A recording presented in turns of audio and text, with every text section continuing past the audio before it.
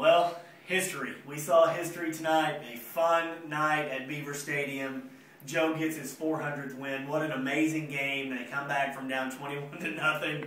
What a great night for Penn State football and Joe Paterno. No question, and I know there have been some struggles these last 10 years. There have been a couple losing seasons. There have been some 9-4s. There have been some losses this season.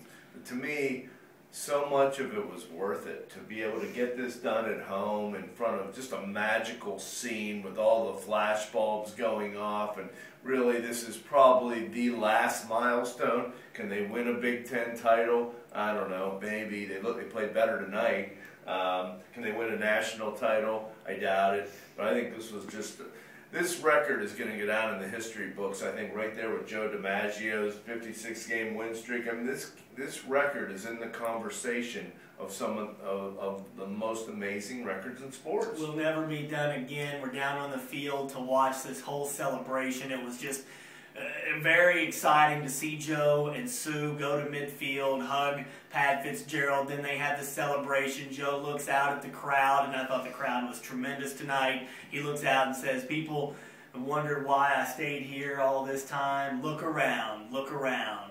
I love you all." I mean, it just the passion and what he's meant to this university off the football field, on the football field. Really just an amazing story. Yeah, and Tim Curley said, the greatest coach in sports, and it was certainly hard to argue that tonight. I mean, it was just a love affair with Joe tonight, and what a great game too. I mean, and the fact that his team showed the kind of resiliency, made some defensive adjustment, played another really exciting offensive game, second one in a row, third one in a row. Down 21-0. That matches the largest comeback victory in Penn State history. They were down 21 points against Illinois in 1994 when Kerry Collins led them back, and including the last drive.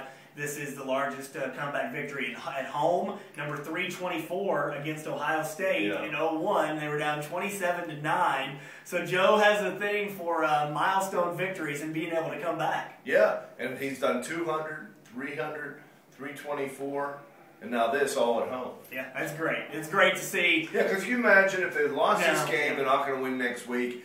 It just wouldn't. It wouldn't have rung hollow at FedEx Field against Indiana if it would have even happened there. Well, let's give Penn State a lot of credit in a lot of ways. Matt McGloin, first and foremost. I think there is no quarterback competition right now. Matt McGloin is the quarterback of this team. Absolutely. I mean, they play with a swagger.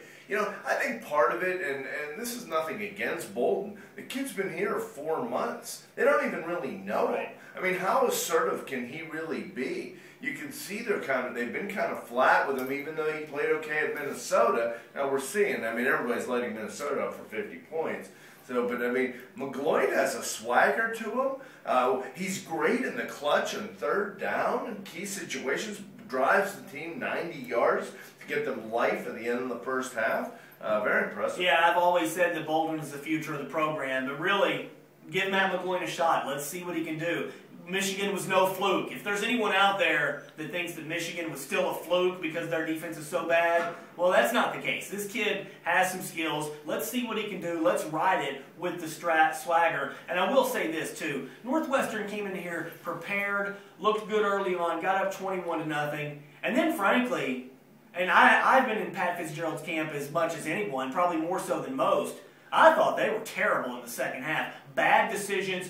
They went conservative when they couldn't stop Penn State. I thought Pat Fitzgerald, frankly, did a horrendous job coaching his team. Well, I think there were a couple things. Number one, I don't think they could stem the tide, and some of this was the whole 400. Penn State was playing with an emotional level that Northwestern could not match, and then when they kicked the ball deep to Northwestern after it was 21-14, the kid tried to come out of the end zone. They had bad field position, and so I think a lot of things just sort of snowballed on Northwestern. And he tried to start running it up the gut when the passing game and some things they were doing worked. And so, hey, it's a learning experience for a young coach, a great night for a veteran coach, one of the greatest coaches in the history of sports. You've been around for a lot of these victories. This has to be a special night for everyone associated Absolutely. with this program. I think anyone that is a sports fan, and certainly a Penn State sports fan, is fortunate to have witnessed this tonight. Hey, I want to shout out to Josh Langenbacher. We've really tried to upgrade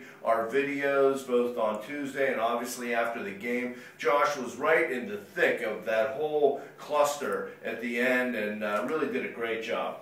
You'll see if you check some of those videos here at AltoonaMirror.com. I will concur. Josh Langenbacher was right there. So kudos to him. He's on the video right now. So congratulations, Josh. Thanks so much. We witnessed history tonight. It was a lot of fun. We'll see where they go from here. But for Neil Rudel, I'm Cory Geiger. Thanks for tuning in.